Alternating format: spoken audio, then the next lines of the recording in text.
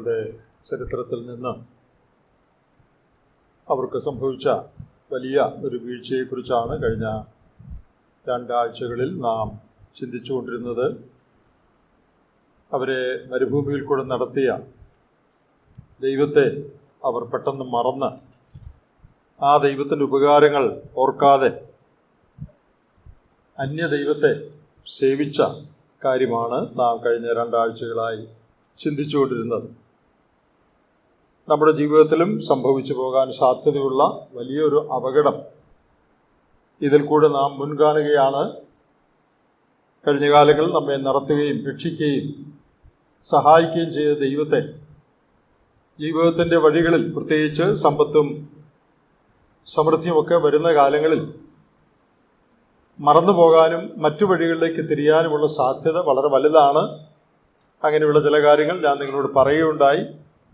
എന്നാൽ നമുക്കങ്ങനെ ഭവിക്കാതിരിക്കേണ്ടതിന് ഈ വചനങ്ങൾ നാം ധ്യാനിക്കുകയും പഠിക്കുകയും ചെയ്യുമ്പോൾ നമ്മുടെ ഹൃദയങ്ങളെ ശോധന ചെയ്യുവാൻ ദൈവം സഹായിക്കട്ടെ. 1 കൊരിന്ത്യർ 10-ാം അധ്യായത്തിൽ ഇസ്രായേൽ മക്കളുടെ ചരിത്രത്തിൽ സംഭവിച്ച കാര്യങ്ങൾ പൗലോസ് അപ്പോസ്തലൻ രേഖപ്പെടുത്തിയിട്ട് അവിടെ പ്രത്യേകം എടുത്ത് പറയുന്നുണ്ട്. ഇത് നമുക്കൊരു ഉദാഹരണമായി, ദൃഷ്ടാന്തമായി ഭവിച്ചു.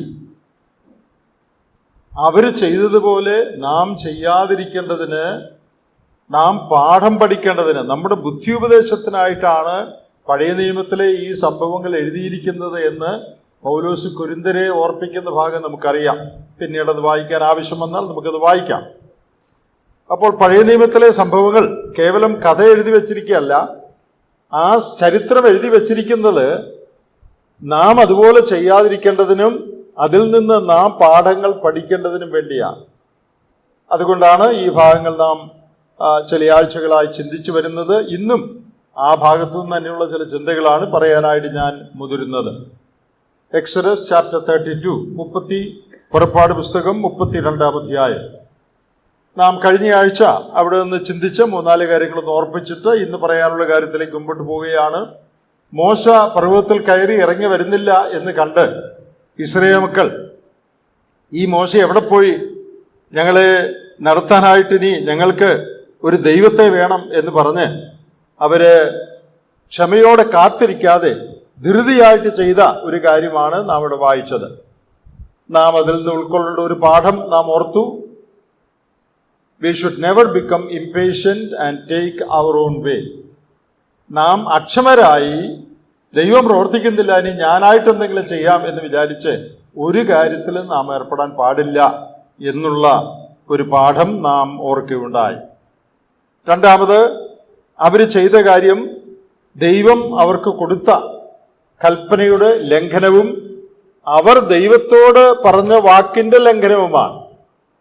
അതിന്റെ തൊട്ടു മുമ്പുള്ള അധ്യായങ്ങൾ നമ്മൾ വായിക്കുന്നത് അന്യദൈവങ്ങൾ ഉണ്ടാക്കരുത്, വിഗ്രഹം ഉണ്ടാക്കരുത്, സേവിക്കരുത് എന്നൊക്കെയാണ്. അത് പറഞ്ഞപ്പോൾ ഇസ്രായേൽ ജനം പറഞ്ഞു, ഞങ്ങൾ അതനുസരിച്ച് ജീവിച്ചോളാം. എന്നാൽ അത് രണ്ടും അവർ ലംഘിക്കുന്നതായിട്ടാണ് 32-ാം അധ്യായത്തിൽ നാം കാണുന്നത്. മൂന്നാമത് നാം ചിന്തിച്ചത് അന്ന് നടന്ന ആ സംഭവത്തിന്റെ വലിയൊരു ഉത്തരവാദിത്വം അവരുടെ നേതാവായ അഹരോനാണ്. ആത്മീയ നേതൃത്വം ശരിയായ വഴിയിൽ പോയില്ലെങ്കിൽ ജനങ്ങളും ശരിയായ വഴിയിൽ തെറ്റിപ്പോകുമെന്നുള്ള പാഠവും നാം അവിടെ കാണുകയുണ്ടായി. അഹരോന് സംഭവിച്ച 4 പരാജയങ്ങൾ നാം ചിന്തിക്കുകയുണ്ടായി. അടുത്തതായിട്ട് നാം ചിന്തിച്ചൊരു കാര്യം, അവർ കഴിഞ്ഞ കാലത്ത് കണ്ടു പരിചയിച്ച മിസ്രയീമ്യരുടെ ദേവനായ കാളക്കുട്ടി അവരെ വളരെ സ്വാധീനിച്ചു. നമ്മുടെ ജീവിതത്തിൽ നാം അനുദിനം കാണുകയും കേൾക്കുകയും ചെയ്യുന്ന കാര്യങ്ങൾ, ലോകത്തിലെ മീഡിയയിലും സമൂഹത്തിലും പത്രത്തിലും നമ്മുടെ ചുറ്റും നാം കാണുന്ന കാര്യങ്ങൾ നമ്മുടെ മനസ്സിനെ സ്വാധീനിക്കാൻ വളരെ സാധ്യതയുണ്ട്. What we see around can influence us. അതുകൊണ്ട് മനസ്സ് പുതുക്കി രൂപാന്തരപ്പെടണം. റോമാലേഖനം 12-ാം അധ്യായത്തിൽ പറയുന്ന പോലെ ഈ ലോകത്തിന് അനുരൂപരാകാതെ മനസ്സ് പുതുക്കി രൂപാന്തരപ്പെടുക. We should be transformed by the renewing of our mind. ഇത്രയും കാര്യങ്ങളാണ് കഴിഞ്ഞ ആഴ്ച നാം ചിന്തിച്ചത്. അതേ തുടർന്ന് ചില കാര്യങ്ങൾ കൂടെ ആ ഭാഗത്തുനിന്ന് പറയാനായിട്ട് ഞാൻ ആഗ്രഹിക്കുക. അവര് ഈ വിഗ്രഹത്തെ ഉണ്ടാക്കി കഴിഞ്ഞ് എന്താണ് ചെയ്തത്?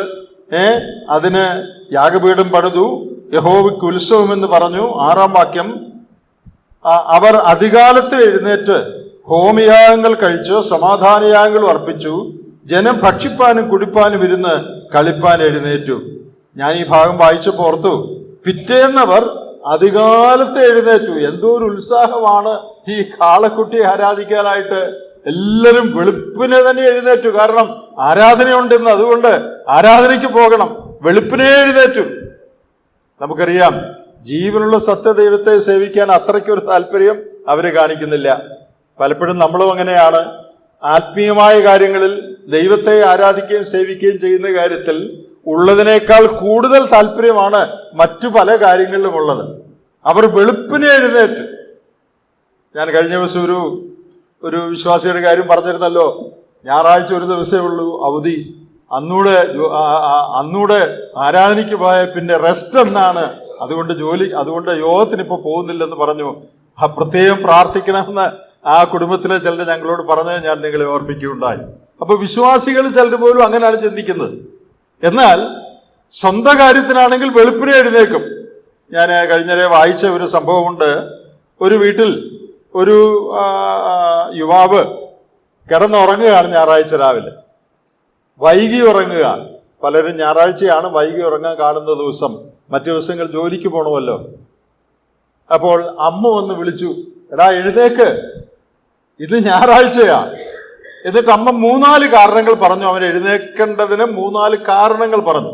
അമ്മ പറഞ്ഞു, ഒന്നാമത്, നമ്മളാണ് ഈ ഹോളിന് ഏറ്റവും അടുത്ത് താമസിക്കുന്നത്, അതുകൊണ്ട് നീ വേഗം എഴുന്നേക്ക്. രണ്ടാമത്, ഹോളിന്റെ താക്കോല് നിന്റെ കയ്യിലാണ്, ചർച്ചിന്റെ താക്കോല്, അതുകൊണ്ട് നീ വേഗം എഴുന്നേക്ക്. മൂന്നാമത്, ഹോളിന്റെ പാസ്റ്റർ നീയാണ്, ഈ സഭയുടെ പാസ്റ്റർ നീയാണ്, അതുകൊണ്ട് നീ വേഗം എഴുന്നേറ്റ് പള്ളിയിൽ പോ എന്ന് അമ്മ പറഞ്ഞതായിട്ട് കേട്ടു. തമാശ ആണോ കാര്യമാണോ എന്ന് അറിഞ്ഞുകൂടാ. എന്നാൽ ഞാനിത് വായിച്ചപ്പോ അത് ഓർത്തു. അധികാലത്തെ എല്ലാവരും ഉണർന്നിരിക്കുക. എന്തിനാ എല്ലാവരും അധികാലത്തെ ഇൻട്രസ്റ്റ് ആയിട്ട് ഉണർന്നിരിക്കുന്നത്? കാളക്കുട്ടിയെ ആരാധിക്കാൻ, സത്യദൈവത്തെ ആരാധിക്കാനായിട്ട് കാണിക്കുന്നതിനേക്കാൾ വലിയ ഇൻട്രസ്റ്റ് ആണ് പലപ്പോഴും തെറ്റായ കാര്യങ്ങളോട് മനുഷ്യർക്കുള്ളത്. നമുക്കിങ്ങനെ ഭവിക്കാതിരിക്കാൻ നാം പ്രത്യേകമായിട്ട് ശ്രദ്ധിക്കണം. ആട്ടെ, അവര് എന്താ ചെയ്തതെന്ന് 6-ാം വാക്യത്തിലുണ്ട്. അധികാലത്ത് എഴുന്നേറ്റ് ഹോമയാഗങ്ങൾ കഴിച്ചു, സമാധാനയാഗങ്ങളും അർപ്പിച്ചു, ജനം ഭക്ഷിപ്പാനും കുടിപ്പാനും ഇരുന്നു കളിപ്പാൻ എഴുന്നേറ്റു.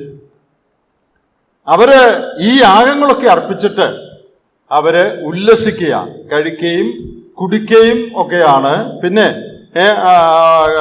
ഭക്ഷിക്കുകയും കുടിക്കുകയുമാണ്. കളിപ്പാൻ എഴുന്നേറ്റു. ഇവിടെ കളിപ്പാൻ എഴുന്നേറ്റു എന്ന് പറയുന്നത് ഇമ്മോറൽ ആക്ടിവിറ്റിയെ ഉദ്ദേശിച്ച, അസന്മാർഗികമായ ലൈംഗികമായ കേളികളെ ഉദ്ദേശിച്ചാണ് കളിപ്പാൻ എഴുന്നേറ്റു എന്ന് പറയുന്നത്. അല്ലാതെ അവര് ക്രിക്കറ്റ് കളിക്കാൻ പോയെന്നല്ല ഈ പറയുന്നതിന്റെ അർത്ഥം. അവർ രാവിലെ ഫുട്ബോളും ബാഡ്മിന്റണും കളിക്കാൻ തുടങ്ങിയെന്നല്ല. ഇവിടെ കളിപ്പാൻ എഴുന്നേറ്റു എന്ന് പറയുന്നത് അസന്മാർഗികമായ തെറ്റായ അഴിഞ്ഞാടിയുള്ള കൂത്തുകളിലേക്ക് പോയെന്നാണ് ഇതിന്റെ അർത്ഥം. അവിടെ ഉപയോഗിച്ചിരുന്ന എബ്രായ വാക്കിന്റെ, കളിക്കുക എന്നുള്ള എബ്രായ വാക്കിന്റെ അർത്ഥം അതാണ്. ഇത് 1 കൊരിന്ത്യർ 10-ാം അധ്യായത്തിൽ പറഞ്ഞിട്ടുണ്ട്. നമുക്കതൊന്ന് വായിച്ചു നോക്കാം. ഞാൻ നേരത്തെ പറഞ്ഞ ആ വേദഭാഗം തന്നെയാണ്. 1 കൊരിന്ത്യർ 10-ാം അധ്യായത്തിൽ ഇസ്രായേൽ മക്കൾക്ക് സംഭവിച്ച കാര്യങ്ങളൊക്കെ പറഞ്ഞിട്ട് അതിന്റെ 5-ാം വാക്യത്തിൽ ഇത് നമുക്ക് ദൃഷ്ടാന്തമായി സംഭവിച്ചു. അവർ മോഹിച്ചതുപോലെ നാമും ദുർമോഹികളാകാതിരിക്കേണ്ടതിന് തന്നെ. എന്നിട്ട് നമ്മളിപ്പോ പുറപ്പാടിൽ വായിച്ച വാക്യം ഇവിടെ ഉദ്ധരിച്ചിട്ടുണ്ട്. ജനം തിന്നുവാനും കുടിപ്പാനും ഇരുന്നു കളിപ്പാൻ എഴുന്നേറ്റു എന്ന് എഴുതിയിരിക്കുന്ന പ്രകാരം അവരിൽ ചിലരെ പോലെ നിങ്ങൾ വിഗ്രഹാരാധികളാകരുത്. അടുത്ത് പറഞ്ഞിരിക്കുന്നത് എന്താന്ന് നോക്കിയേ. അവരിൽ ചിലർ പരസംഗം ചെയ്ത് ഒരു ദിവസത്തിൽ 20,000 പേർ വീണുപോയതുപോലെ നാം പരസംഗം ചെയ്യരുത്. 23,000 പേർ വീണുപോയതുപോലെ നാം പരസംഗം ചെയ്യരുത്. അപ്പോൾ അവർ കളിപ്പാൻ എഴുന്നേറ്റു എന്ന് പറഞ്ഞിട്ട് ഉടനെ പറയുന്നത് വിഗ്രഹാരാധനയുടെയും പരസംഗത്തിന്റെയും കാര്യമാണ്. ദൈവത്തെ ആരാധിക്കുകയാണ് അവര്. വെളുപ്പിനെ എഴുന്നേറ്റ് എല്ലാവരും റെഡിയായി, എല്ലാവരും ഒരുങ്ങി അവരുടെ ദേവനെ അല്ലെങ്കിൽ കാളക്കുട്ടിയെ ആരാധിക്കുക. അതോടൊപ്പം അവർ ചെയ്തൊരു കാര്യം, വെറുക്കൂത്തിലേക്കും അസന്മാർഗികമായ കാര്യങ്ങളിലേക്കും അവർ പോവുകയാണ്. They got involved in immoral activities. ദൈവാരാധനയും അതോടൊപ്പം തന്നെ അസന്മാർഗികതയും, അന്യ ദൈവങ്ങളെ ആരാധിക്കുമ്പോൾ ഉണ്ടാകുന്ന ഒരു സാധാരണ കാര്യമാണിത്. കൊരിന്തിലെ കാര്യമൊക്കെ നിങ്ങൾ കേട്ടിട്ടുണ്ടല്ലോ. കൊരിന്തിൽ അവിടുത്തെ ആളുകൾ വലിയ ഭക്തരായിരുന്നു. എഫെസോസിലെ കാര്യങ്ങൾ നിങ്ങൾ കേട്ടിട്ടുണ്ട്. അവിടെയൊക്കെ വലിയ ക്ഷേത്രങ്ങൾ ഉണ്ടായിരുന്നു. എന്നാൽ ആ ക്ഷേത്രങ്ങളോടെല്ലാം ചേർന്ന് അസന്മാർഗികതയും ഉണ്ടായിരുന്നു. ഇവിടെ നാം മനസ്സിലാക്കുകയും ശ്രദ്ധിക്കുകയും ചെയ്യേണ്ട ഒരു കാര്യം, ഈ ലോകത്തിലെ ദൈവങ്ങളെ അല്ലെങ്കിൽ ജാതീയ ദേവന്മാരെ ആരാധിക്കുകയും സേവിക്കുകയും ചെയ്യുന്ന കൂട്ടത്തിൽ പാപം ചെയ്തും ജീവിക്കാം. എന്നാൽ സത്യദൈവത്തെ ആരാധിക്കുന്നവരുടെ കൂട്ടത്തിൽ അത് സാധിക്കുകയില്ല. ഇത് വളരെ പ്രധാനപ്പെട്ട ഒരു കാര്യമാണ്. മറ്റു മതങ്ങളിൽ, മറ്റു ദൈവാരാധനയിലൊക്കെ കൂട്ടത്തിൽ എങ്ങനെ വേണേലും ജീവിക്കാം. Worship and sinful life style go together in pagan worship, but worship and sin cannot go together in the service of the true and the living God. അത് നാം ഇവിടെ പഠിക്കുന്ന ഒരു വലിയ പാഠമാണ്.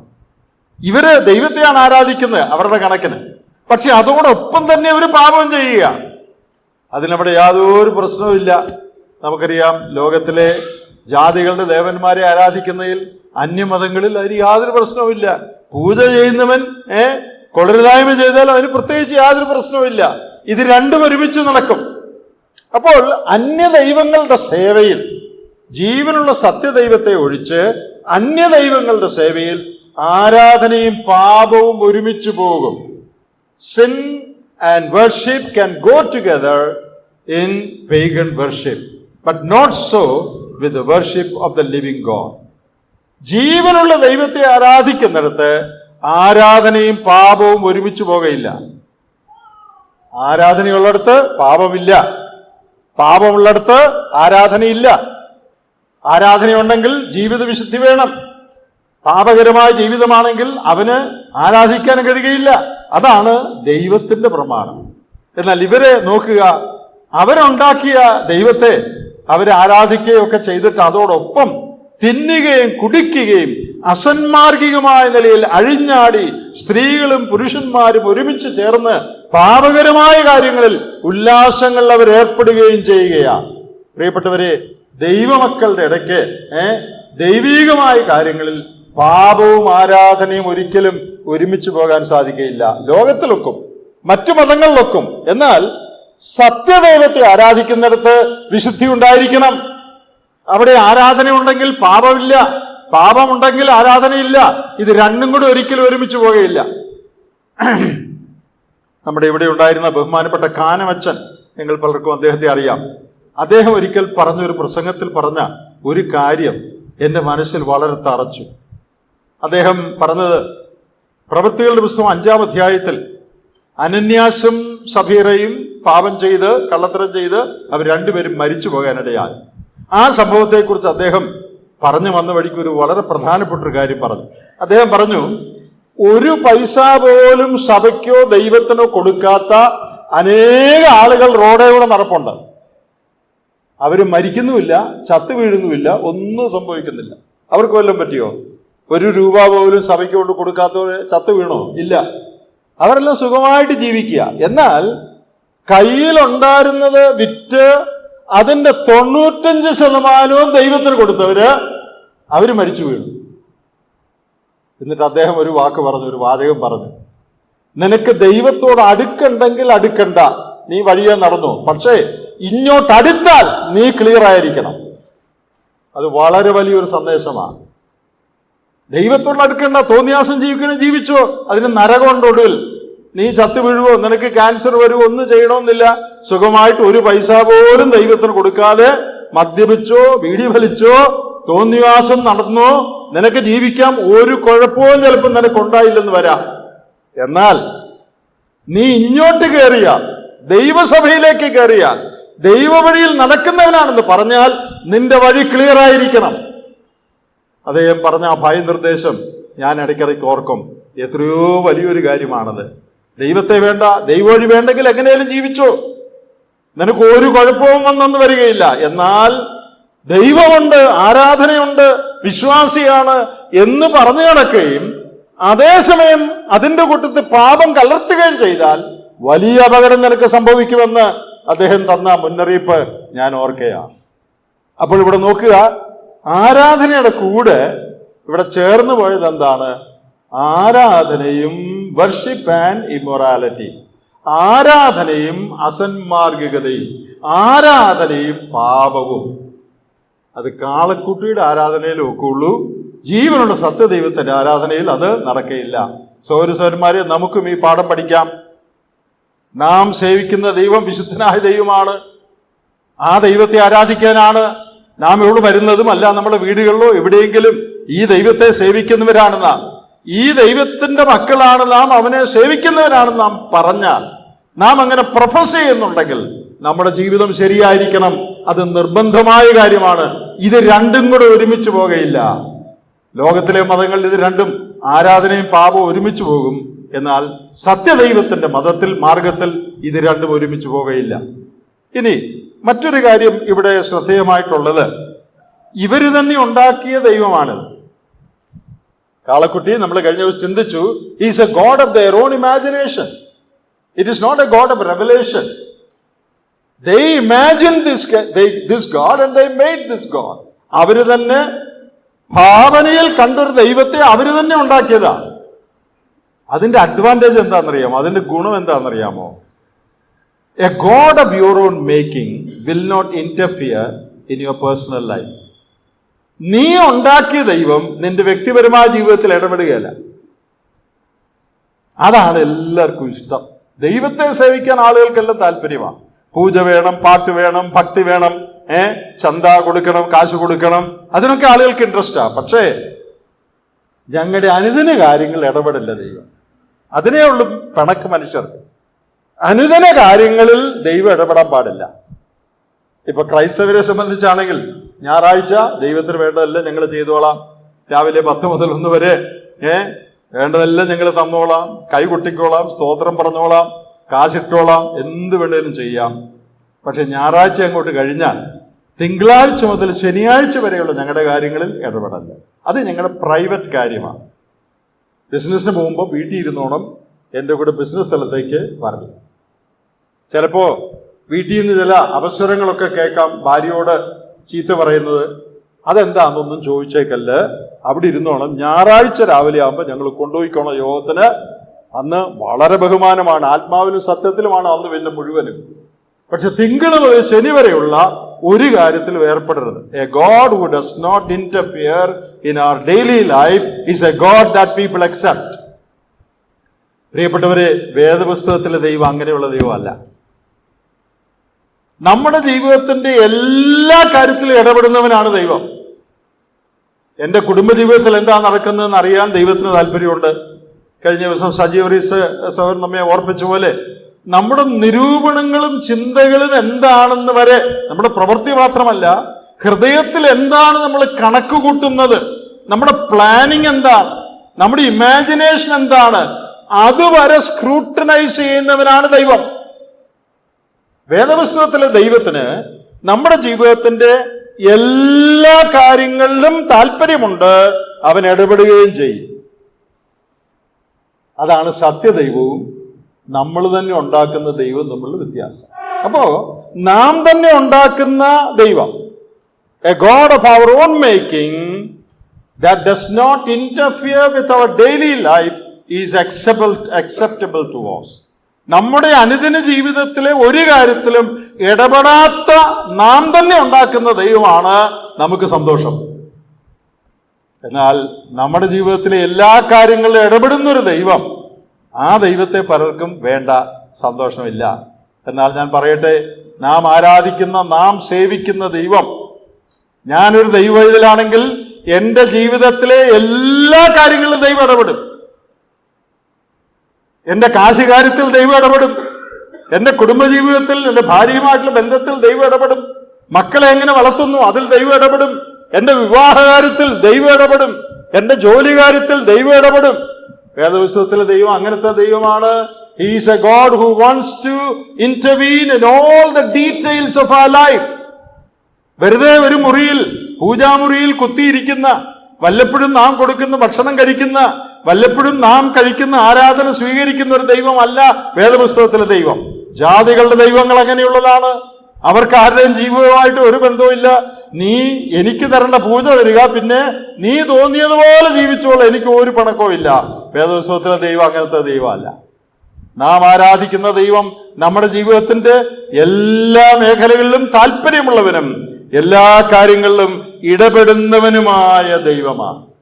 അപ്പൊ നാം രണ്ട് കാര്യം പറഞ്ഞു. ഒന്ന്, ജാതീയ ആരാധനയിൽ അല്ലെങ്കിൽ സത്യദൈവമല്ലാത്ത ദൈവങ്ങളുടെ ആരാധനയും പാപവും ഒരുമിച്ച് പോകും. സത്യദൈവത്തിന്റെ ആരാധനയും പാപവും ഒരുമിച്ച് പോകുകയില്ല. രണ്ട്, നാം തന്നെ ഉണ്ടാക്കുന്ന ദൈവം നമ്മുടെ ഒരു കാര്യത്തിൽ ഇടപെടാത്ത ദൈവമാണ്. അതാണ് നമുക്ക് പൊതുവെ താല്പര്യം. എന്നാൽ വേദപുസ്തകത്തിലെ ദൈവത്തെ നാം ഉണ്ടാക്കിയതല്ല, അവൻ വിശുദ്ധനായ ദൈവമാണ്. അതുകൊണ്ട് ആ ദൈവത്തെ ആരാധിക്കുന്നവരുടെ ജീവിതത്തിലെ എല്ലാ കാര്യത്തിലും ദൈവത്തിനൊരു സേ ഉണ്ട്. അവന് ചില കാര്യങ്ങൾ പറയാനുണ്ട്. അവന്റെ ഹിതപ്രകാരം വേണം ജീവിതത്തിന്റെ എല്ലാ മേഖലകളെയും ക്രമീകരിക്കാം. ഇവിടെ നമ്മൾ വായിച്ചു, ഹോമയാഗങ്ങൾ കഴിച്ചു, അത് കഴിഞ്ഞ ഉടനെ ഭക്ഷിപ്പാനും കുടിപ്പാനും ഇരുന്നു, കളിപ്പാൻ എഴുന്നേറ്റു. False worship leads to false life style. തെറ്റായ ആരാധന അല്ലെങ്കിൽ തെറ്റായ ദൈവത്തെ ആരാധിക്കുന്നത് തെറ്റായ ജീവിത ശൈലിയിലേക്ക് നയിക്കും. നീ ആരെ ആരാധിക്കുന്നു എന്നുള്ളതനുസരിച്ചാണ് നിന്റെ ജീവിതത്തിന്റെ സ്വഭാവത്തിന്റെ ക്വാളിറ്റി ഇരിക്കുന്നത്. One who worships an animal will behave like an animal. One who worships a holy God will behave like a holy God.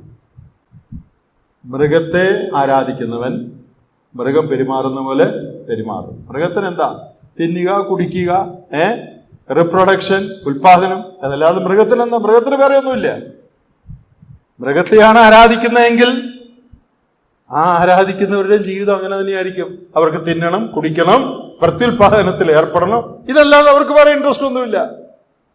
പ്രിയപ്പെട്ടവരെ, worship of a false god will lead to a false lifestyle. ശരിയായ ദൈവത്തെ ആരാധിച്ചാൽ one who worships a holy God will behave like him. ഞാൻ അനുദിനം വണങ്ങുന്നത്, ഞാൻ ജീവിക്കുന്നത് വിശുദ്ധനായ ദൈവത്തിന്റെ മുമ്പിലാണെങ്കിൽ എൻ്റെ ദിവസം മുഴുവനുള്ള കാര്യത്തിലും ഞാൻ അതിനെക്കുറിച്ച് കോൺഷ്യസ് ആയിരിക്കും. ഞാൻ അതിനെക്കുറിച്ച് ബോധമുള്ളവനായിരിക്കുന്നു. ഞാൻ ദൈവവേദിലാണ്, എൻ്റെ ദൈവം വിശുദ്ധനാണ്, എനിക്കത് ചെയ്യാൻ പറ്റത്തില്ല, എനിക്ക് അങ്ങോട്ട് നോക്കാൻ പറ്റുകയില്ല, എനിക്ക് ആ ബന്ധം പറ്റുകയില്ല, എനിക്ക് ഇങ്ങനെ സംസാരിക്കാൻ പറ്റുകയില്ല. ഞാൻ എപ്പോഴും അതിനെക്കുറിച്ച് ബോധമുള്ളവനായിരിക്കും. എന്താ കാര്യം? ഞാൻ ആരാധിക്കുന്ന ദൈവം വിശുദ്ധനാ. ഞാൻ ആരാധിക്കുന്ന ദൈവം കാളയാണെങ്കിൽ, കാളക്കുട്ടിയാണെങ്കിൽ എനിക്ക് ചിന്തയുടെ ഒന്നും ആവശ്യമില്ല. കാളക്കുട്ടിക്ക് ഇതൊന്നും വിഷയമല്ല. കാളക്കുട്ടി അവിടെ നിന്നോളും, നീ എന്ത് വേണേലും ചെയ്തു, പക്ഷേ യാവും സമാധാനയാവോ അർപ്പിച്ചാൽ മതി. അത് കഴിഞ്ഞ് നീ തിന്നുകയോ കുടിക്കുകയോ കളിക്കുകയോ എന്ത് വേണേലും ചെയ്തു. False worship always leads to false life style. അതുകൊണ്ട് നാം ആരെയാണ് ആരാധിക്കുന്നത്, ആരെയാണ് സേവിക്കുന്നത്, ആരെയാണ് വണങ്ങുന്നത്, അത് വളരെ പ്രധാനമാണ്. അതനുസരിച്ചായിരിക്കും നമ്മുടെ ജീവിതത്തിന്റെ ക്വാളിറ്റി, അതനുസരിച്ചായിരിക്കും നമ്മുടെ സ്വഭാവത്തിന്റെ മേന്മ, അതനുസരിച്ചായിരിക്കും നമ്മുടെ ജീവിത ശൈലി. അതുകൊണ്ട് ജീവനുള്ള സത്യദൈവത്തെ, വിശുദ്ധ ദൈവത്തെയാണ് നാം ആരാധിക്കുന്നതെങ്കിൽ നമ്മുടെ ജീവിതത്തിന്റെ എല്ലാ മേഖലകളും അതിനനുസരിച്ചുള്ളതായിരിക്കും. നാം അതിനെക്കുറിച്ച് ബോധവാന്മാരായിരിക്കും. എന്നാൽ നാം ആരാധിക്കുന്ന മറ്റെന്തിനെങ്കിലും ആണെങ്കിൽ അതിനനുസരിച്ചായിരിക്കും നമ്മുടെ ജീവിതത്തിന്റെ ശൈലി. So whom you worship determines how you behave.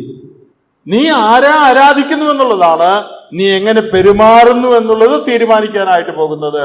അത് വളരെ പ്രധാനപ്പെട്ട ഒരു കാര്യമാണ്. ഇനി ഈ ഭാഗത്തു നിന്ന് നമ്മൾ കാണുന്ന വേറെ ഒരു കാര്യം, അവരെ മിസ്രൈമിൽ നിന്ന് കൊണ്ടുവന്ന ദൈവത്തെ, ആ ദൈവത്തിന്റെ പ്രമാണം തൊട്ടു മുമ്പേ കൊടുത്തേ ഉള്ളൂ. ചില ദിവസങ്ങളെ ആയിട്ടുള്ളൂ. അത് ഞാൻ കഴിഞ്ഞ ആഴ്ച പറഞ്ഞല്ലോ. അവർക്ക് അന്യദൈവങ്ങൾ ഉണ്ടാകരുത്, വിഗ്രഹം ഉണ്ടാകരുത് എന്നൊക്കെ കൽപ്പന കൊടുത്തിട്ട് കുറച്ച് അധ്യായം മുമ്പാണ് ആ കൽപ്പന കൊടുത്തത്. ചില ദിവസങ്ങളെ ആയുള്ളൂ. ആ ദൈവത്തിന്റെ കൽപ്പനയെയും ആ ദൈവത്തെയും അവർ മറന്നു, പെട്ടെന്ന് മറന്നു. എന്നാൽ അവരെന്ത് മറന്നില്ല? മിസ്രൈമിൽ കണ്ടു പരിചയിച്ച എപ്പിസ് എന്ന കാളക്കുട്ടി എന്ന ദേവനെ അവർ മറന്നില്ല. The people forgot the true and the living God who brought them out of Egypt, but they did not forget the calf who did nothing for them.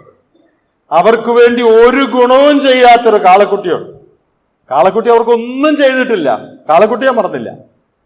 മിസ്രൈമിൽ അവർ അനേക നാളുകളായി കണ്ടു പരിചയിച്ച ദേവനായ കാളക്കുട്ടി, ആ കാളക്കുട്ടി ഇവർക്ക് എന്തെങ്കിലും ഗുണം ചെയ്തിട്ടുണ്ടോ? ഒരു ഗുണവും ചെയ്തിട്ടില്ല. ആ കാളക്കുട്ടിയെ മറന്നില്ല. പിന്നെ ആരെയാ മറന്നേ? അത്ഭുതകരമായി മിസ്രൈമിൽ നിന്ന് വിടുവിച്ച് ചെങ്കടൽ കടത്തി മരുഭൂമിയിൽ ആഹാരം കൊടുത്ത് അത്ഭുതകരമായി അവരെ നടത്തിയ അവരുടെ സകല നന്മയ്ക്കും കാരണക്കാരനായ ദൈവത്തെ അവർ മറന്നു. ഉപകാരം ചെയ്തവനെ മറന്നു. ഒരു ഉപകാരവും ചെയ്യാത്തവനെ അവനോട് ഭയങ്കര കാര്യമാണ്. കാളക്കുട്ടി എന്ത് ഉപകാരം ഇവർക്ക് ചെയ്തിട്ടുള്ളേ? ഒരു ഉപകാരം ചെയ്തിട്ടില്ല. ഞാൻ ഒരിക്കൽ ഇത് ചിന്തിച്ചുകൊണ്ടിരുന്നപ്പോൾ ഒരു സംഭവം എൻ്റെ മനസ്സിൽ ഓർമ്മ വന്നു. ഒരിക്കൽ ഒരു പെൺകുട്ടിയെ കൊണ്ട്, നമ്മുടെ കൂട്ടത്തിൽപ്പെട്ടതാണ്, അവരുടെ വീട്ടുകാര് അമ്മയും മറ്റു ചിലരും ഞങ്ങളുടെ വീട്ടിൽ വന്നു. കുറച്ച് വർഷങ്ങൾക്ക് മുമ്പാണ്. ആ പെൺകുട്ടിയോടൊന്ന് സംസാരിക്കണം. വിഷയം ഇതാണ്: ആ പെൺകുട്ടി ഒരു യുവാവുമായിട്ട് അടുപ്പത്തിലാണ്. ആ യുവാവ് വിശ്വാസി അല്ലെന്നാണ് എൻ്റെ ഓർമ്മ. വളരെ വർഷമായതുകൊണ്ട് ഞാനത് കൃത്യം മറന്നുപോയി. വളരെ താഴ്ന്ന നിലയിൽ ജീവിക്കുന്ന ഒരു സമൂഹത്തിലെ താഴ്ന്ന കടയിലുള്ള ഒരു യുവാവ്. അതല്ല പ്രധാന വിഷയം. എന്നാൽ അങ്ങനെയുള്ള ഒരു യുവാവുമായിട്ട് ഈ പെൺകുട്ടി അടുപ്പത്തിലായി. അപ്പൊ ഇപ്പോൾ അവന് വിവാഹം കഴിക്കണം. അപ്പൊ എങ്ങനെയെങ്കിലും അതിൽ നിന്ന് പിന്തിരിപ്പിക്കാൻ ഈ മാതാപിതാക്കൾ ശ്രമിച്ചുകൊണ്ടിരിക്കുകയാണ്. അതിനാണ് ഞങ്ങളുടെ അടുത്ത് കൊണ്ടുവന്നത്. ഇവളോടൊന്ന് സംസാരിക്കണം, ഇവളുടെ ബുദ്ധി കിടന്ന് പറഞ്ഞ് മനസ്സിലാക്കണം, ഇവളെ ഒന്ന് പിന്തിരിപ്പിക്കണം എന്ന് പറഞ്ഞു. ഞാൻ അവളോട് കുറെ നേരം സംസാരിച്ചു. അപ്പൊ ഈ മാതാപിതാക്കൾ ഹൃദയം തകർന്നിരിക്കുകയാണ്. കാരണം ഒരു നിലയിലും യോജിക്കാത്ത വിവാഹമാണത്. അവൾ പറയുന്ന വിവാഹം അവൻ അവിശ്വാസിയാണെന്നാണ് എൻ്റെ ഓർമ്മ. ഒരു നിലയിലും ഈ ദൈവവൈതലിന് യോജിക്കാത്ത വിവാഹമാണ്. പക്ഷെ അവക്കത് മതി. ഞാൻ അവളോട് സംസാരിച്ചപ്പോൾ ഒരു കാര്യം അവളോട് ചോദിച്ചു: മോളെ, ഈ മനുഷ്യൻ നിനക്ക് വേണ്ടി എന്തൊക്കെ ചെയ്തിട്ടുണ്ട് എന്ന് പറഞ്ഞേ. അവനോട് നിനക്ക് ഭയങ്കര കടപ്പാടാണല്ലോ, അവനെ വിടാൻ പറ്റത്തില്ല, അവനെ തന്നെ കെട്ടുകൊള്ളൂ. ആട്ടെ, ഇവൻ നിനക്ക് വേണ്ടി എന്തെല്ലാം ചെയ്തിട്ടുണ്ട്? എന്തെല്ലാം ഗുണം, എന്തെല്ലാം ഉപകാരം ഈ പയ്യൻ നിനക്ക് വേണ്ടി ചെയ്തിട്ടുണ്ട്? വല്ലതും പറയാനുണ്ടോ? ഉണ്ടോ? ഇവൻ എന്തെങ്കിലും ചെയ്തിട്ടുണ്ടോ? കൈ കാണിച്ചു, കോളേജിൽ പോയപ്പോൾ ചിരിച്ചു, അല്ലേ? വേറെ വല്ലതും ചെയ്തിട്ടുണ്ടോ? ഇല്ല. എന്നിട്ട് ഞാൻ ചോദിച്ചു, ഈ അപ്പനും അമ്മയും നിനക്ക് വേണ്ടി എന്തെല്ലാം ചെയ്തിട്ടുണ്ടോ? അവർ വല്ലതും ചെയ്തിട്ടുണ്ടോ നിനക്ക് വേണ്ടി? നിന്നെ പ്രസവിച്ച് വളർത്തി ഭക്ഷണം തന്ന് കഷ്ടപ്പെട്ട് നിന്നെ പഠിപ്പിച്ച് ഈ പ്രായത്തിലാക്കി, സുന്ദരിയാക്കി, കഴിവുള്ളവളാക്കി, വിവാഹപ്രായത്തിൽ എത്തിച്ചു. ഇതാരെ എത്തിച്ചേ? അവനാണോ? എന്നെ കെട്ടണമെന്ന് പറഞ്ഞ് നടക്കുന്നവനാണോ? അതോ ഈ അപ്പനും അമ്മയാണോ? ഞാൻ ചോദിച്ചു, ഇതിൽ ഈ അപ്പനെയും അമ്മയും വേദനിപ്പിക്കുന്നതിന് നിനക്ക് ഒരു പ്രയാസമില്ലല്ലേ? നിനക്ക് വേണ്ടി ഒരു ഉപകാരം ചെയ്യാത്ത അവൻ വേദനിക്കും എന്നുള്ളതാണ് നിന്റെ ഇപ്പോഴത്തെ വേദന. എന്തോ ഒരു മണ്ടത്തരമാണ്. നിങ്ങളൊന്ന് ചിന്തിച്ചു നോക്കിയേ. ജീവിതത്തിൽ ഒരു ഉപകാരം ചെയ്യാത്തവനെ വേദനിപ്പിക്കാൻ പറ്റത്തില്ല. പിന്നെ ആരെയാ വേദനിപ്പിക്കാൻ പറ്റുന്നേ? ചോര നീരാക്കി കഷ്ടപ്പെട്ട് പണിയെടുത്ത് ഈ പ്രായം വരെ വളർത്തിയ അപ്പനെ അമ്മയും വേദനിപ്പിക്കാൻ ഒരു പ്രയാസവും ഇല്ല. അവന് എനിക്ക് വേദനിപ്പിക്കാൻ പറ്റത്തില്ല. എന്തോ ഒരു ബുദ്ധികേടാണ്. ഞാൻ ഈ ഭാഗം ഓർത്തപ്പോൾ അത് ഓർത്തു. ഇസ്രായേൽ മക്കളുടെ കാര്യം അങ്ങനെയാണ്. അവര് മറന്നിട്ടില്ല. ആരെ മറന്നിട്ടില്ല? ഒരു ഉപകാരവും ചെയ്യാത്ത മിസ്രൈമിലെ ദൈവത്തെ അവർ മറന്നിട്ടില്ല. അവരെ വീണ്ടെടുത്ത് കഴിഞ്ഞ കാലങ്ങൾ വഴി നടത്തി സകല ഉപകാരങ്ങളും ചെയ്ത ദൈവത്തെ അവര് മറന്നുകളഞ്ഞു. They did not forget that God, that deity who had done nothing for them, but they forget that true and living God who had done everything for them, who delivered them from Egypt and who led them through the wilderness. They easily forgot him, but they did not forget that calf God who had done nothing for them. പ്രിയപ്പെട്ടവരെ, നമ്മുടെ ജീവിതത്തിലും നമുക്ക് ഇത്രയും ഉപകാരം ചെയ്ത ദൈവത്തെ ചിലപ്പോൾ നമ്മൾ മറന്നുകളയും. നമുക്ക് ഒരു ഉപകാരം ചെയ്യാത്ത ചിലരെ പ്രസാദിപ്പിക്കാൻ വേണ്ടി, അവരുടെ സൈഡ് നിൽക്കാൻ വേണ്ടി നമുക്ക് സകല നന്മകളും ചെയ്ത ദൈവത്തെ മറന്നു പോകുന്നൊരു പ്രകൃതമാണ് നമുക്കുള്ളത് എന്നുള്ളത് നാം തിരിച്ചറിയണം. വളരെ പ്രധാനപ്പെട്ട വേറെ ഒരു കാര്യം ഇവിടെയുണ്ട്. ഇവര് വിഗ്രഹാരാധനയാണ് ചെയ്തതെന്ന് നമുക്കറിയാം. ഇസ്രയേൽ മക്കളുടെ ചരിത്രത്തിലെ ഏറ്റവും വലിയ കളങ്കം ഇവരുടെ വിഗ്രഹാരാധനയായിരുന്നു. ഇതിനേക്കാൾ വലിയൊരു കളങ്കം ഒരു തെറ്റ് അവർ ചെയ്തു എന്ന് തോന്നുന്നില്ല. പല തെറ്റുകൾ അവർ ചെയ്തു, പെറുപെറുത്തു, വഴക്കുണ്ടാക്കിയെന്നൊക്കെ ഉണ്ട്. എന്നാൽ ജീവനുള്ള സത്യദൈവത്തിന്റെ സ്ഥാനത്ത് സൃഷ്ടിയായ ഒരു കാളക്കുട്ടിയെ അല്ലെങ്കിൽ മറ്റു വിഗ്രഹങ്ങളെ പ്രതിഷ്ഠിച്ച് അതിൻ്റെ മുമ്പിൽ വണങ്ങി അതിന് യാഗങ്ങൾ കഴിച്ചു എന്നുള്ളതാണ് അവർ ചെയ്ത ഏറ്റവും വലിയ തെറ്റ്. ഇസ്രയേൽ മക്കളുടെ ചരിത്രത്തിൽ the greatest blot or black mark in the history of Israel that they turned to idol worship. ദൈവത്തെ ഇതുപോലെ ഒഫൻഡ് ചെയ്യുന്ന, ദൈവത്തെ ഇതുപോലെ ദുഃഖിപ്പിക്കുന്ന, ദൈവത്തെ ഇതുപോലെ കളിയാക്കുന്ന ഒരു കാര്യം പറയില്ല. ഈ കാളക്കുട്ടിയുടെ മുമ്പ് നിന്നിട്ട് പറയാ, എന്താ ഞങ്ങളെ മിസ്രൈമിൽ നിന്ന് കൊണ്ടുവന്ന ദൈവം ആണ്ട് നിൽക്കുന്നു. അപ്പൊ ഈ സത്യദൈവം ഇത് കേട്ടിട്ട് എന്ത് തോന്നിക്കാണും? ദൈവം ഇത് കണ്ടുകൊണ്ടിരിക്കുകയല്ലേ. ദൈവത്തിന് എന്ത് തോന്നിക്കാണ് ഇവർ ഈ പറയുന്നത്? ഈ കാളക്കുട്ടിയാണ് ഞങ്ങളെ മിസ്രൈമിൽ നിന്ന് കൊണ്ടുവന്നതെന്ന് പറഞ്ഞ് അതിനു മുമ്പ് കിടന്ന് തുള്ളിച്ചാടുക. അവരെ മിസ്രൈമിൽ നിന്ന് കൊണ്ടുവന്ന് സത്യദൈവം ഇത് കണ്ടുകൊണ്ടിരിക്കുക. ഇതുപോലെ ഒരു അപമാനം, ഇതുപോലെ ഒരു മോശം, ഇതുപോലെ ഒരു കളങ്കം ഇസ്രയേലിന്റെ ചരിത്രത്തിൽ വരാനായിട്ടില്ല. എന്താ ഈ വിഗ്രഹാരാധനയിലുള്ള കുഴപ്പം? ഞാനതോടെ ഒന്ന് പറയട്ടെ. റോമാലേഖനം 1-ാം അധ്യായത്തിൽ ജനത്തിന്റെ, പൊതുവെ മനുഷ്യവർഗത്തിന്റെ വിഗ്രഹാരാധനയെക്കുറിച്ച് പറയുന്ന ചില വാക്യങ്ങളുണ്ട്, നിങ്ങൾക്ക് അറിയാം. 1-ാം അധ്യായത്തിന്റെ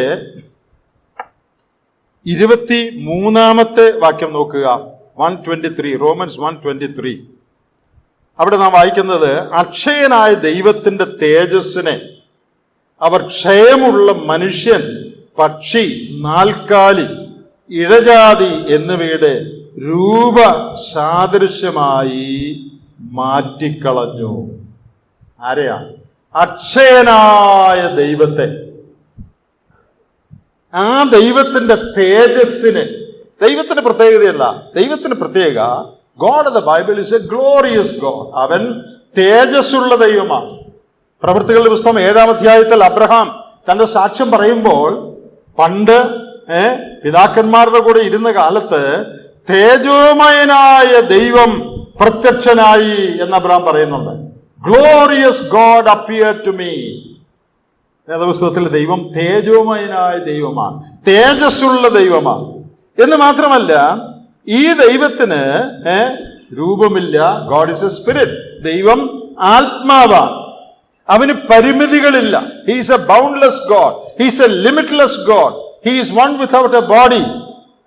he is only a spirit. ആത്മാവായി പരിമിതികളില്ലാത്ത, അതിരുകളില്ലാത്തവനാണ് ദൈവം. ആ ദൈവത്തെ, ആത്മാവായ ദൈവത്തെ ഒരു രൂപം സങ്കല്പിച്ച് തേജസ്സുള്ള ദൈവത്തെ വെറുമൊരു മൃഗമായിട്ട് ചിത്രീകരിച്ച് പരിമിതികളുള്ള ഒരു വസ്തുവായിട്ട് അവര് ചിത്രീകരിക്കുകയാണ്. ഇത് ദൈവത്തിന് ഏറ്റവും ഒഫൻസ് ഉള്ള ഒരു കാര്യമാണ്. 106-ാം സങ്കീർത്തനം 19-ാം വാക്യം എന്ന് നോക്കി. Psalm 106 and verse 19. Psalm 106 verse 19. അവർ ഹോരേബിൽ വെച്ചൊരു കാളക്കുട്ടിയെ ഉണ്ടാക്കി വാർത്തുണ്ടാക്കിയ വിഗ്രഹത്തെ നമസ്കരിച്ചു. ഇങ്ങനെ അവർ തങ്ങളുടെ മഹത്വമായവനെ പുല്ല് തിന്നുന്ന കാളയോട് സദൃശനാക്കി തീർത്തു. അവർ തങ്ങളുടെ മഹത്വമായവനെ, ഇസ്രയേലിന്റെ മഹത്വമായവനാണ് ദൈവം, ആ ദൈവത്തെ പുല്ല് തിന്നുന്ന കാളക്കുട്ടിയെ പോലെ ആക്കി. ഇതിനേക്കാൾ ഒരു കുറച്ചിൽ, ഇതിനേക്കാൾ ദൈവത്തെ നിന്ദിക്കാനുണ്ടോ? ഇതിനേക്കാൾ ദൈവത്തെ കളിയാക്കാനുണ്ടോ? അഖിലാണ്ടത്തെ മുഴുവൻ ഒരു വാക്കിനാൽ ഉളവാക്കിയ, യാതൊരു പരിമിതിയുമില്ലാത്ത, ആദിയും അന്തവുമില്ലാത്ത, സർവശക്തനായ, സർവജ്ഞാനിയായ, സർവവ്യാപിയായ, തേജോമയൻ എന്ന് അബ്രഹാം വിളിച്ച തേജസ്സുള്ള ദൈവം, ആ ദൈവത്തെ പരിമിതപ്പെടുത്തി ആത്മാവാകുന്ന ദൈവത്തെ ഒരു രൂപമാക്കി പുല്ല് തിന്നുന്ന കാളയോട് സദൃശമാക്കി തീർന്നു. ഈ വിഗ്രഹാരാധനയെക്കുറിച്ചും അതിനെതിരായിട്ടും അനേക വാക്യങ്ങൾ വേദപുസ്തകത്തിലുണ്ട്. നമ്മളിപ്പോൾ അതിലേക്ക് പോകുന്നില്ല. എന്നാൽ അനേക ഇടങ്ങൾ ഇസ്രായേലിന്റെ ഏറ്റവും വലിയ തെറ്റായിട്ട്, അവർക്ക് സംഭവിച്ച ഏറ്റവും വലിയ ഫെയിലിയർ ആയിട്ട് വിഗ്രഹാരാധനയെ കുറിച്ച് തിരുവെഴുത്തിന്റെ അനേക ഭാഗങ്ങളിൽ പറഞ്ഞിട്ടുണ്ട്.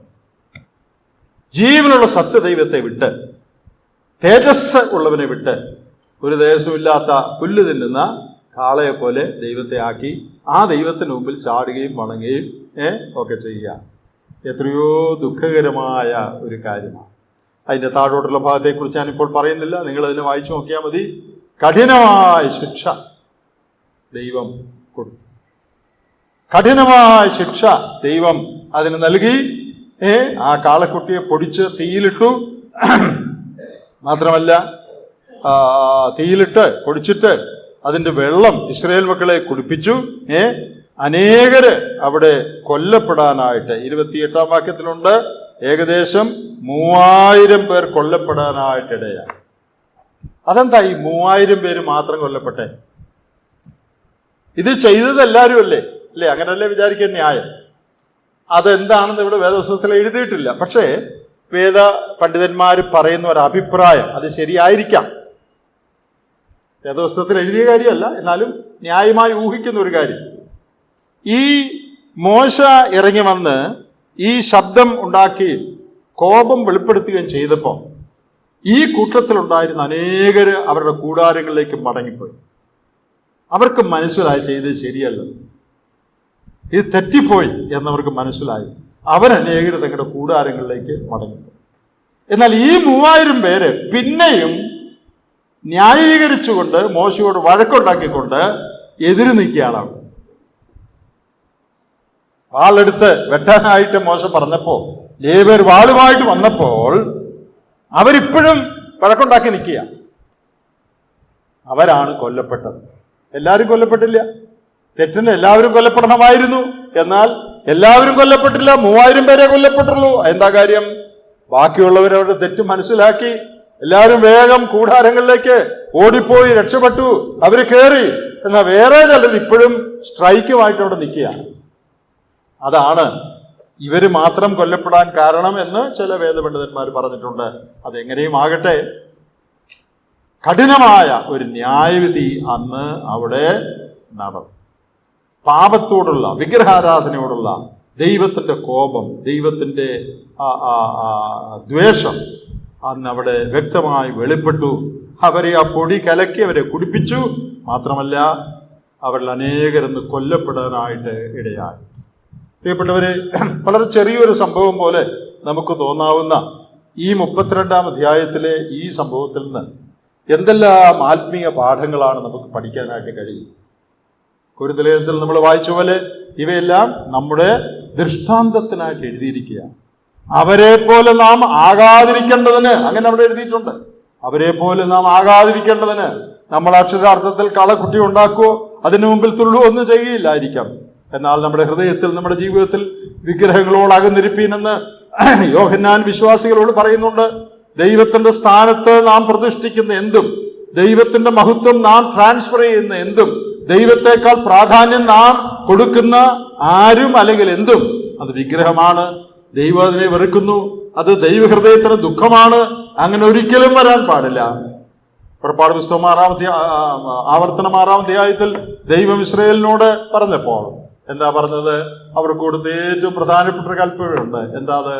നിന്റെ ദൈവമായ യഹോവയെ നീ പൂർണ്ണ ഹൃദയത്തോടും പൂർണ്ണ ആത്മാവോടും പൂർണ്ണ മനസ്സോടും കൂടെ സ്നേഹിക്കണം. അതാണ് പ്രമാണം. ദൈവത്തെ love God with all your heart, all your soul, all your mind. Love God with all your being. 103-ാം സങ്കീർത്തനത്തിൽ സങ്കീർത്തനക്കാരൻ പറയുന്നുണ്ട്, എൻ മനമേ യഹോവയെ വാഴ്ത്തുക, എൻ്റെ സർവ അന്തരംഗവുമേ. ഇംഗ്ലീഷിൽ all that is within me. I must love God with all that is within me, with my whole personality. അതിൽ കുറഞ്ഞ് ഒന്നും ദൈവം നമ്മിൽ നിന്ന് പ്രതീക്ഷിക്കുന്നില്ല. ദൈവത്തെ പൂർണ്ണ ഹൃദയത്തോടെ, പൂർണ്ണ ഹൃദയം എന്ന് പറഞ്ഞാൽ അവിടെ പിന്നെ വിഗ്രഹത്തിനൊന്നും സ്ഥാനമില്ല. എൻ്റെ ഹൃദയം പൂർണ്ണമായ ദൈവത്തിന് കൊടുത്തിട്ടുണ്ടെങ്കിൽ ദൈവമാണ് എന്നെ സ്വാധീനിക്കേണ്ടത്. അവിടെ വേറെ ആർക്കും സ്ഥാനമില്ല, വേറെ ആരും എന്നെ സ്വാധീനിക്കാൻ പാടില്ല. ദൈവത്തിൻ്റെ സ്ഥാനത്ത് ഞാൻ വേറെ ആരെയും ആക്കാൻ പാടില്ല. നാം പഠിച്ച ഈ പാഠങ്ങൾ നമ്മുടെ പ്രായോഗിക ജീവിതത്തിൽ വരുന്ന ദിവസങ്ങൾ ശ്രദ്ധിക്കുവാനും ഇങ്ങനെയുള്ള വലിയ അപകടങ്ങളിൽ നാം ചാടാതിരിക്കേണ്ടതിന് ദൈവം എഴുതി തന്നിരിക്കുന്നുണ്ട്. അതിൽ നിന്ന് പാഠങ്ങൾ പഠിച്ച് ജീവിതത്തെ ക്രമീകരിപ്പാനും ദൈവത്തിൻ്റെ ആത്മാവ് നമ്മെ സഹായിക്കും.